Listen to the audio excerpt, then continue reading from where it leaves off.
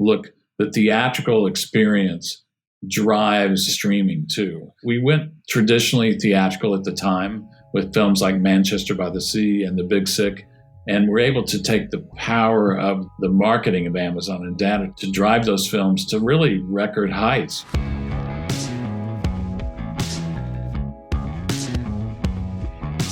This is the Boxoffice Podcast. I am Daniel Loria, the editorial director of Boxoffice Pro, the only publication in North America exclusively dedicated to covering the movie theater industry, joined once again by our co-host Rebecca Pahle, deputy editor at Boxoffice Pro. We've got a great episode once again this week with our guest Bob Berney, the CEO of Picturehouse. Bob has a great background in both distribution and exhibition that we will be getting into shortly. But before that, Rebecca, it was an interesting weekend at the box office. How are you doing on this Monday as we record? I'm just extremely happy for our colleagues in the industry and for moviegoers in the UK and France because they can go to the movies again. Both the UK market and the French market reopened their doors after an extended period of closures because of that latest surge of COVID-19 cases in those respective territories. They are now once again reopened in that process of getting back to 100%, still not there yet. But we now have early results from the United Kingdom market's box office. What are things looking like after this weekend? It's looking like any UK moviegoers who were tired of sitting on their couches and wanted to see a movie, which they had a lot of movies to choose from. Basically, it was a backlog of things that had already come out in other territories. We had Godzilla vs. Kong debut in the UK, Raya and the Last Dragon, Tom and Jerry, Mortal Kombat, Nomadland, just off its Best Picture Oscar win. But of course, the big winner of the weekend was actually a film that has not debuted yet here in North America, Peter Rabbit 2: The Runaway. It meshes with what we've been saying in the past as to the power particularly of family and children's cinema and getting families out. Not only have these family titles proven to be successful, they've really had quite long legs compared to some other titles. In the UK, they're still at 50% capacity, and not all of the areas within the UK are open. For example, Scotland is open, but the city of Glasgow is not. Northern Ireland isn't expected to open until May 24th. But yeah, it's a promising start. It's right out the gate, some really positive numbers there. Their biggest weekend in terms of box office since March 2020. And a reminder to our listeners that when we talk about markets, we're talking about how these markets are defined in the distribution sense when it comes to movie theaters, right? So it's not exactly geographic indicators. So when we talk about the North American market, the domestic market, that means US and Canada. Mexico, geographically in North America, is paired with the Latin American market. The same thing when we talk about the UK, we include Ireland as part of that market. Right now, cinemas in Ireland still closed, cinemas in Glasgow still closed. There are still some exceptions there within those capacity restrictions that you mentioned, Rebecca.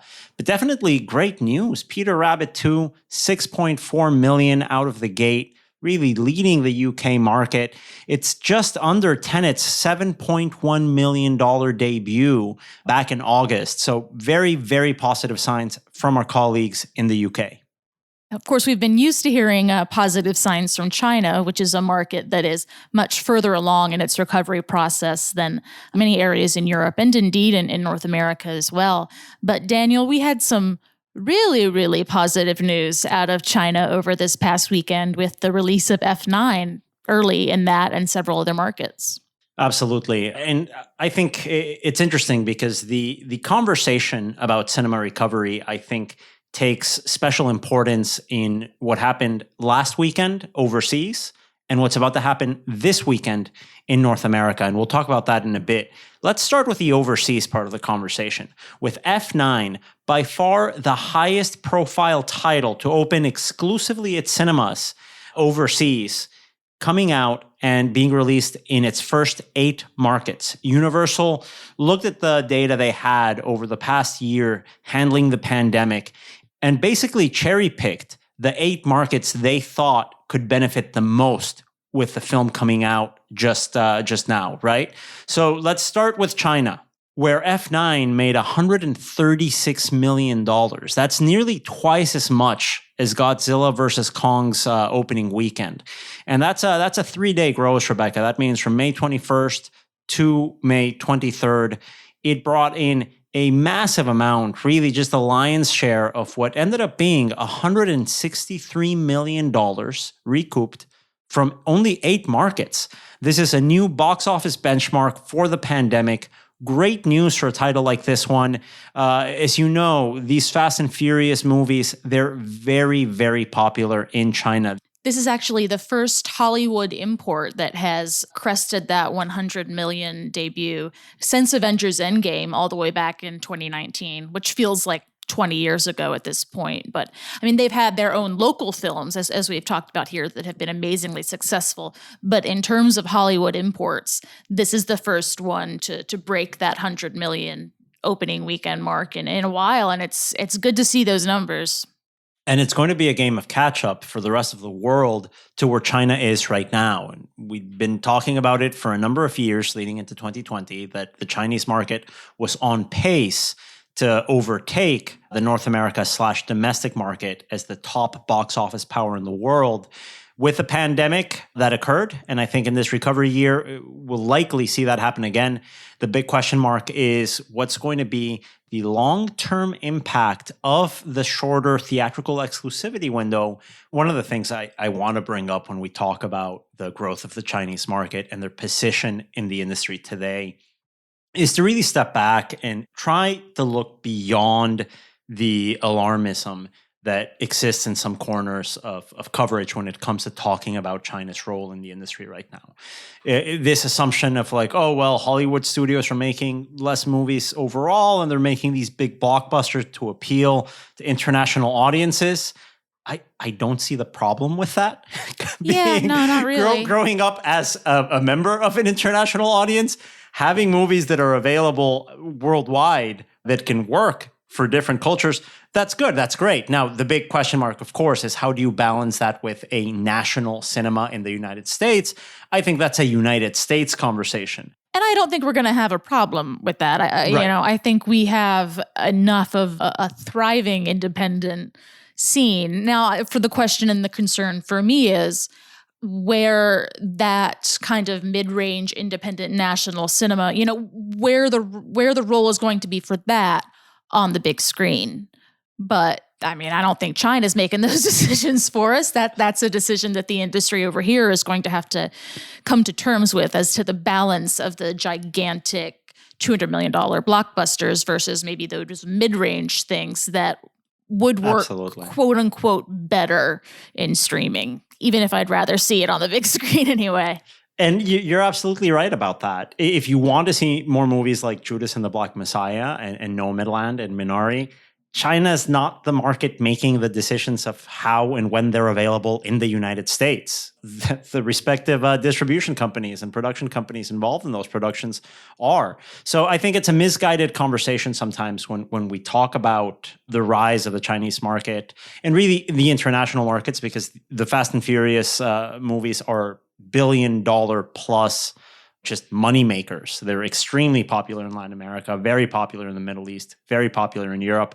And we've got more data points from some of these other markets where the title F9 opened this past weekend. So we had South Korea open to 9.8 million, Russia at 8.3 million. In those two markets, that's the highest opening weekend of the pandemic. So we are seeing these benchmarks happen with a big Hollywood title opening in these countries, very positive signs. And last but not least, Saudi Arabia, where it grossed 2.7 million. That's the biggest opening weekend of all time. Now, there's an asterisk next to that. All time is 5 years? It's less than 5 years that Saudi Arabia has welcomed back cinemas. But hey, it's a good benchmark when we talk about movies coming in and the power of Hollywood to set the pace. Are these movies made exclusively for US audiences? No, not anymore. It's been that case for a long time. But when it comes to exporting titles that can work around the world,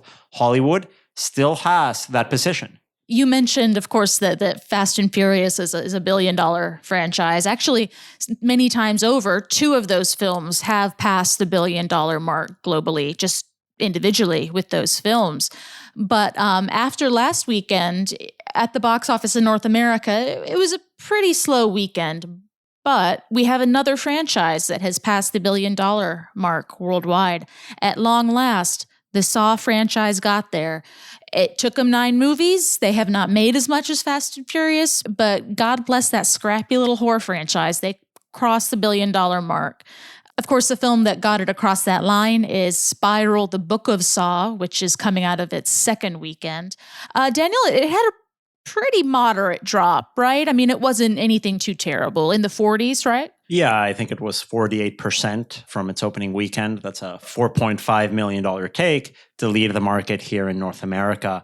So all in all, it wasn't a huge weekend here in North America, but of course, it was the calm before the storm, because if last weekend was a big benchmark for where we were in the global picture of recovery in the markets that are already open and performing, this coming weekend, Rebecca, is going to be a huge weekend. Let's say the biggest weekend at the box office with the most writing on it, really, I think since Tenet opened back in September. Is that fair to say? I think so. We have 2, I don't know if comparable is the right word, because, Cruella we have coming out, and that's a Disney family flick, and A Quiet Place is more in the horror thing, but they are fairly comparable in the sense that they're studio films. They try to reach out to a wide audience across different demographics, across different quadrants. Have we had really 2 films of this caliber go head-to-head, same release date, since the pandemic? No, we haven't. Now, we've had 2 titles open in the same weekend and perform well, both doing over 20 million respectively. That happened some weeks back with Warner Brothers' Mortal Kombat and the surprise hit Demon Slayer, distributed here by Funimation. But that was definitely an anomaly. I mean, that right. wasn't... That was a surprise, a pleasant surprise. Yeah. These are huge movies where I think the story with Mortal Kombat and Demon Slayer was we were glad that they overperformed. I think there is a little bit of anxiety, and I think it's fair to say that, when it comes to very different projects like Cruella, a live-action title from Disney that is going day and date through PVOD, through Disney's portal, and a movie that's been delayed for over a year now, A Quiet Place Part 2, originally scheduled to open, I believe, was it March or April of 2020? We were like weeks away from that hitting theaters before, all this happened. I mean, is it weird that I'm looking at the moderate drop of a Spiral and taking hope from that when it comes to Cruella in A Quiet Place? But for Spiral to have the fairly moderate drop that it did, I mean, it's not a film that has been getting great word of mouth. It's not a film that's been getting great critical response. It's pretty medium of the road. But I get a little hopeful twinge of like, okay, maybe just people want to go back to the movies again and they don't care what it is. And it's just they're revving up for summer movie season. I would think about it this way, Rebecca. Every day that passes here in the United States because of the success in the last couple of months of the vaccine effort, every day that passes, more than 1 million people each day are going to be open to a lot more experiences. I think it's going to be a big weekend to look at the numbers, see where we're at in this recovery, but also coming with the knowledge that this is going to be a gradual recovery that can change weekend to weekend. A lot riding, obviously, on these 2 films, but I think it'll only tell part of the story and definitely not forecast the future of theatrical for the rest of this year. And speaking about the future of theatrical, Daniel, over the past few days, you had the opportunity to speak with Bob Berney of Picturehouse, also in the past an executive for Amazon. So interesting to hear his insights about the role of some smaller titles maybe in the future of the theatrical landscape. Yeah, we touched upon this briefly in the news segment earlier, Rebecca, when talking about what the role of these smaller and mid-range titles are going to be in the domestic market, right? I mean, the sort of titles that really engage, let's say, a smaller swath of moviegoers, but that are still crucial, I think, to the cultural life of cinema in the United States. Now, Bob Berney, the CEO of Picturehouse, who will be joining us in a second, he has a long resume in this industry. He started working in the cinema industry with different roles in exhibition. And when it came to distribution, he's been one of the most influential executives in promoting foreign language and independent cinema that can break through to the mainstream and become a larger part of the cultural conversation. Now, he played this role during his previous stint at Picturehouse, a specialty distributor, and then he transitioned into Amazon Studios' initial foray into releasing movies. He was part of the marketing and distribution team over there, and he was responsible for bringing a lot of those early titles that Amazon put out exclusively to theaters and crossed over quite well. Movies like Manchester by the Sea, movies like The Big Sick. These were movies that did very well for Amazon Studios as it first got into releasing movies. Since then, Amazon has taken a very different approach to its role in theatrical distribution and exhibition, going after bigger IPs, bigger titles, being more aggressive with day and date releases. Looking after these titles that don't attract as much attention, but that have a big upside potential when it comes to booking in both the art house and larger multiplexes. Bob, thank you so much for joining us. I know that you have a background working in exhibition. Can we start there? What your connection with the movie theater industry is in your career and the lessons that you took from that experience in your approach to theatrical distribution? Yes, absolutely. During college in Austin, at UT Austin, I worked at movie theaters. Right? And then after that, I went to Houston where I worked at an AMC theater called the Greenway that was kind of a loser at the time. And they said, can you try indie films or anything there? And, it really got me interested in trying to curate independent films. Later, I found a location in Dallas, Texas, originally in the far north suburbs where, I was trying sort of indie and art films, and kind of struggling, although it took off because I found, I don't know if you remember a film called My Brilliant Career. We were playing in the suburbs and all of a sudden it took off and played months in Dallas, which showed there was a need. And we finally found a beautiful location called the Inwood Theater in Dallas, which we turned into a real community center. It had 3 screens. We developed the first bar and restaurant in a movie theater. And really that was before any of the current trends. So I think what I learned from that is really to respect the audience and to learn from the audience how they responded and to really invite people in and make it a community. We did film festivals there. We did director Q&As. So I think my experience in exhibition really helped me learn what marketing works from other distributors, what methods to use, but mainly how to talk to the audience. So it was really a great experience, and I miss it. And I always follow the exhibition business as a distributor and really have a admiration for, what it brings to people and how difficult it is too.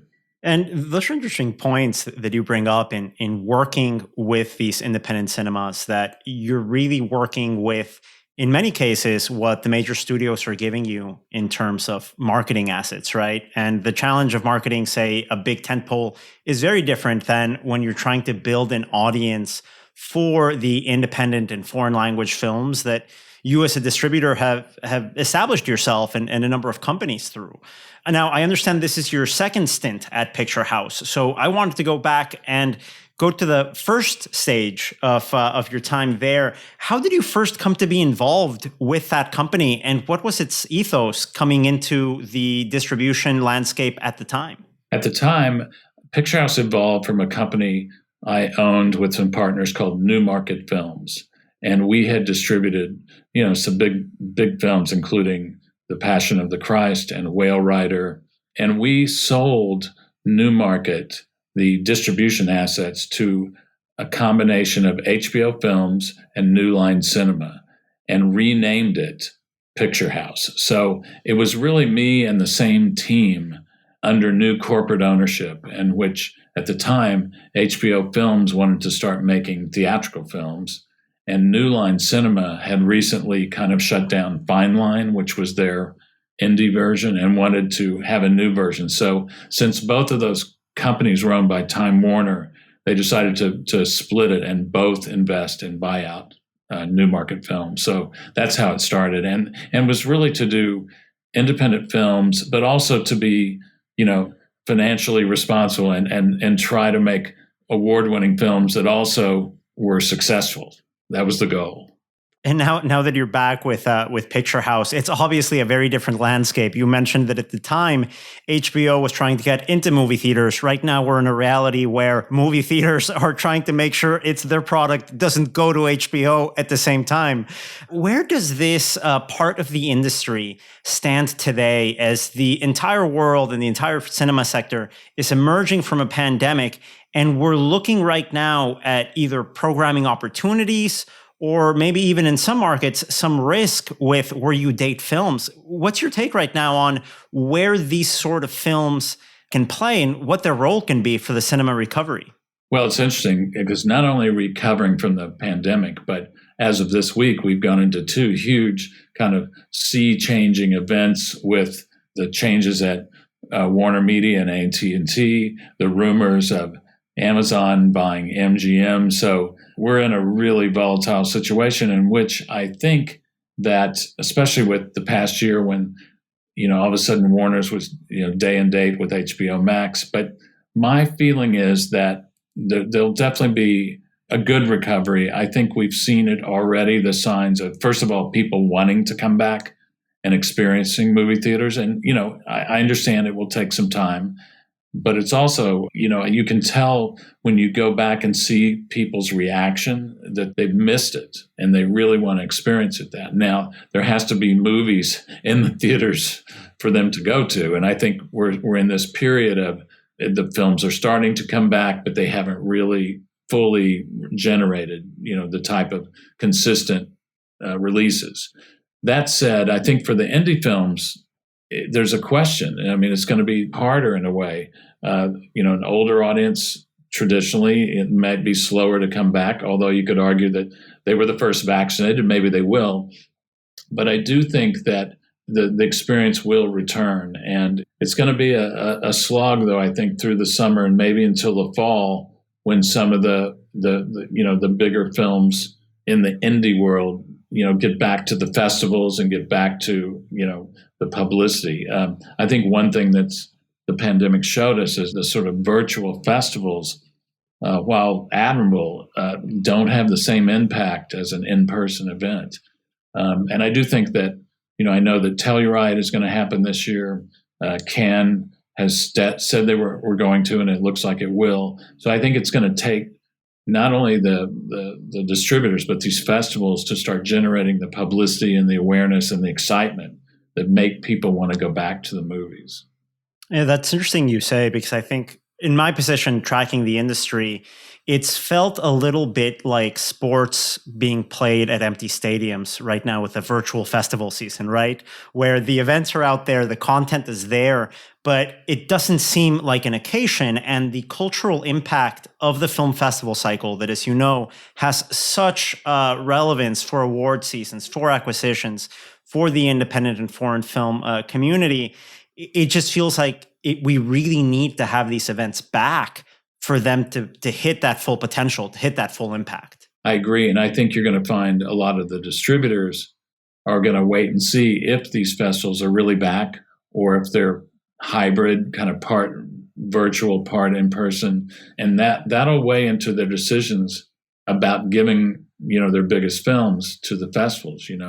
A lot of the films from last year are still waiting. What comes to mind is like the Wes Anderson movie and others that have been, sitting around and, waiting for the cinemas to come back and the festivals. So, but it feels like it is going to happen. but it may be immediately in this summer, it's going to be a little tough because we haven't had that experience. And one of those films that had to wait during the pandemic was actually one of the releases that you have right now in theaters, Fatima, which, if I'm not mistaken, was scheduled to release, what was it, late spring, early summer of 2020, before obviously all this happened? Correct. Originally, we were going to go in April, and then, of course, this happened. And we kind of held on to the fact that maybe late in the summer, say August, it could happen, finally happen. But as we got around July, it was looking rough, and we decided to pivot. And we went with a PVOD release, following some of the last summer's films did that, Trolls and other things. And it did quite well. And we played some independent films at the time. Then the film went on, it was successful on PVOD. It was successful on VOD and DVD, and then played streaming as well. And so after all these things, we still then reopened the theaters with AMC. And I think at the time, last January, we had gone to AMC in Kansas City and showed them the film and got a great response. And in fact, AMC invited some of the local Kansas City, people from the bishop's office and the Catholic diocese there. And we got a great response. So I think they liked the film and saw the reaction. And when we reopened the film this time, we got tons of publicity, particularly in the Catholic area, a lot of interviews, I think because it was in theaters. The theatrical release did give that kind of momentum and a specific date and kind of made it more an event, even though it'd been on all these other platforms. And it's interesting. I think it's unusual, and this was a special time, and theaters needed films. But it does show you, I think what it showed me is that the theatrical release, it really does create and generate publicity and excitement. And that's maybe there'll be in the future this sort of either a hybrid of the 2 weeks like Universal and PVOD, or day and date, or traditional theatrical releases. I think, it's kind of got to the point where there's going to be multiple ways to do something. I do think that independent films, though, need word of mouth, and they need to play. So I think for the indie films, there's still going to be room for a traditional release, a traditional window, maybe shorter than 90 days, but certainly letting it film, because it needs audiences to tell people, and it takes a while, and you need to spread that out compared to, a wide release where everything's the same day. I think one of the things that interests me the most right now is we begin to re-understand how this industry works, right? Under this completely new method of doing business, is what seems to be pretty clear calls from the audience to see more diversity on screen, to see more cultures, different languages. Where I find a bit of a disconnect, obviously, covering this for a living, is that a lot of these films exist. There's companies like yours that have been putting out these films. It's not that these movies aren't being made or that they're not being distributed in the United States. One of my criticisms, I think, of being a movie fan in Mexico is I can see more Mexican cinema in New York City and in the United States in major cities than I can in some medium-sized cities in Mexico itself. So what do you think is missing there when we know that the content is there? We know that the distributors are there, and we know that even major circuits like AMC are booking these films. What's missing for us to connect this part of the industry with audiences that are clearly clamoring to see the type of content that's out there? Yeah, I think it is interesting, because I do think it's there, and it takes a film or something to break through, but then it takes the follow up and the consistency. I remember when Y Tu Mamá También back at IFC, it kind of broke through, and yet you need to follow up, and the sort of exhibitors and distributors need to keep going. It can't be, because then maybe a certain type of film comes and doesn't do business, right? And so they go, okay, it's over. Either Mexican films work, now they don't work. It needs a consistency, and I do think the independent distributors have made inroads with smaller exhibitors and the larger ones too. to experiment with it. But I think now that the media targeting is better with digital media, I think it's more, it's possible.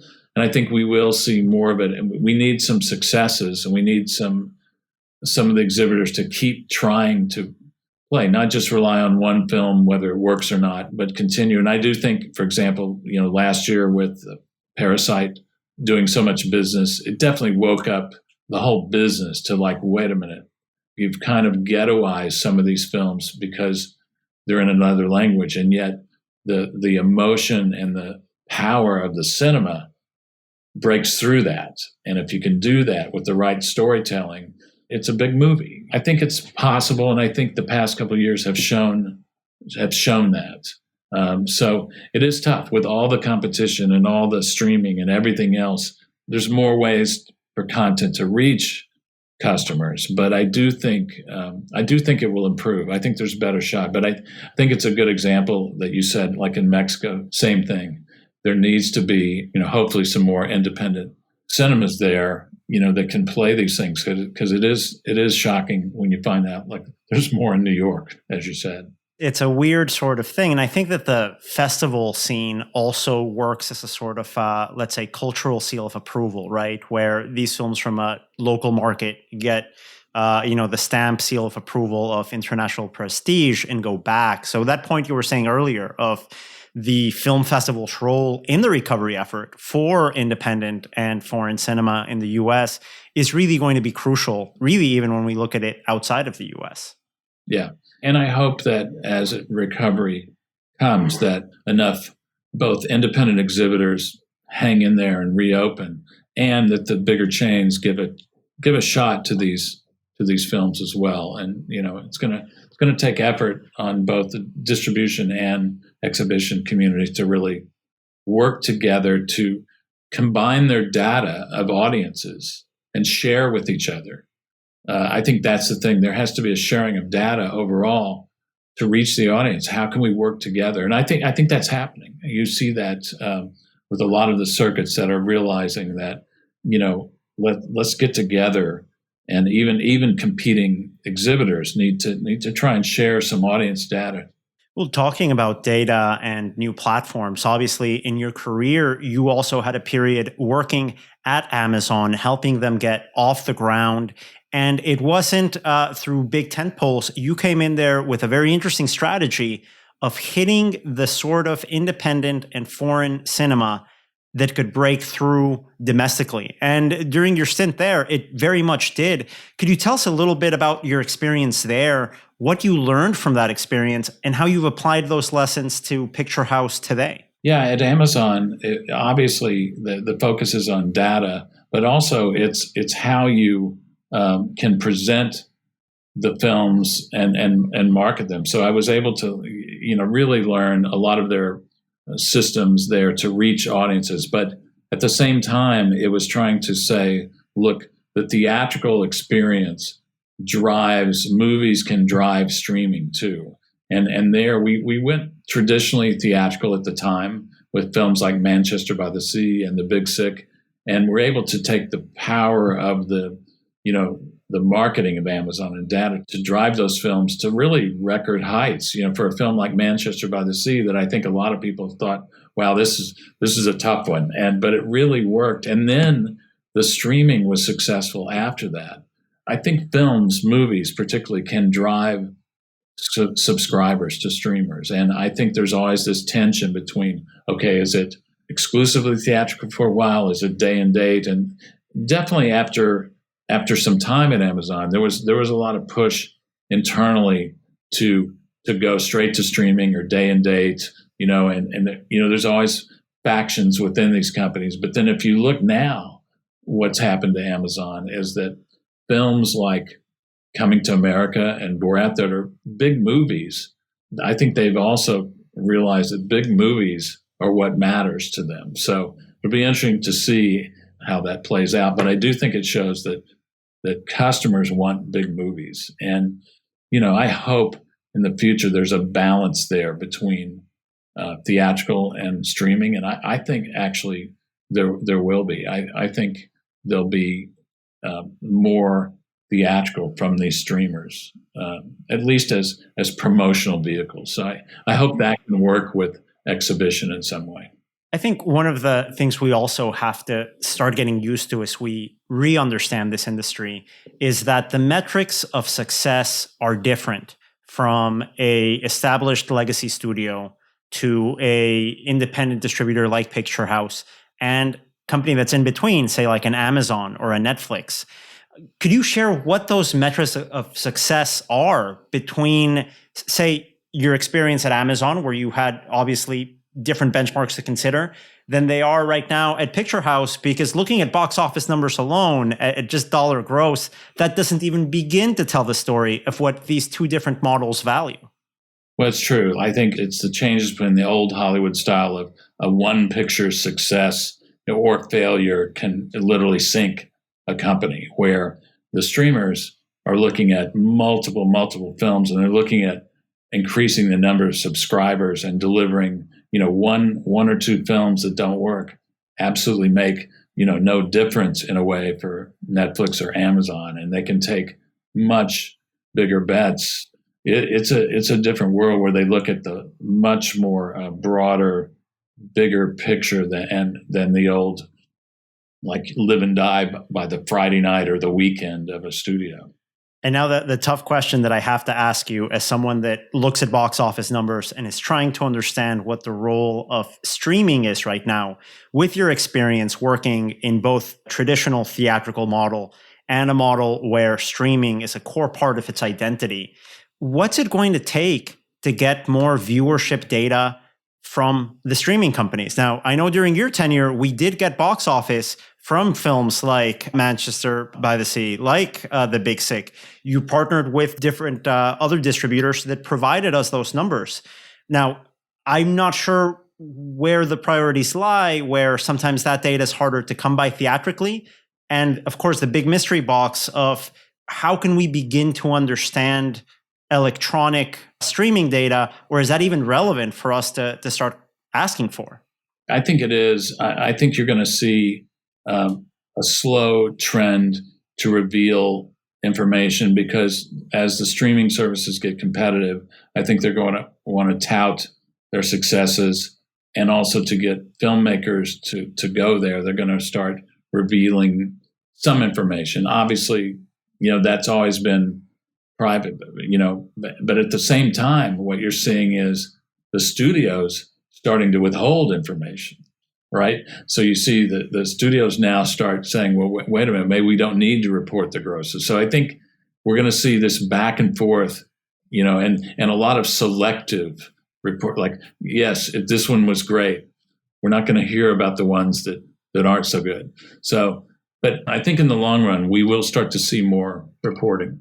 Yeah, I think that's definitely the concern that we have, that this turns into a press release business rather than a news business, right? Rather than having insights and learning from mistakes and learning from missed opportunities, that we just tout press releases. And that might create a gray area for movies like the ones Picturehouse puts out, that the numbers really just tell part of the story. Yeah, and I think also there's going to be a need for context in what the numbers mean. It's going to be different, because yes, you could use the theatrical as a launching pad, which would be great, but then you want to know what the whole life of a film is. And so, that sort of bigger story it's still being kind of hidden. And that is, it's not just one theatrical part or one streaming, it's the entire life of the film. I'm a very optimistic person in general, but I do feel like the theatrical experience will survive this. It's going to be different. There may be different terms and maybe even a different number of screens, but I do think it will survive. And the customers and the audience, they really want it and demand it. So there'll be a hybrid, but it will not go away, as some people rumored. Well, Bob, thank you very much. We definitely agree with you, and thanks again for joining us today here on the podcast. Thank you very much for having me. I appreciate it. Once again, this has been a conversation with Bob Berney, the CEO of Picturehouse, here on the Box Office Podcast. And thanks again to our co-host, Rebecca Pahle, for joining us in this episode. And thanks again to you, our listener, for tuning in.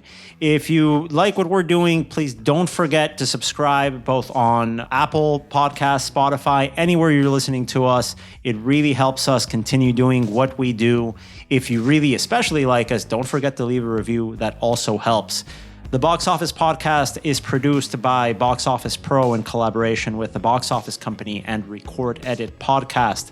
Don't miss our next episode next Thursday, when we will bring a full analysis on the Memorial Day weekend box office here in North America. Thanks again.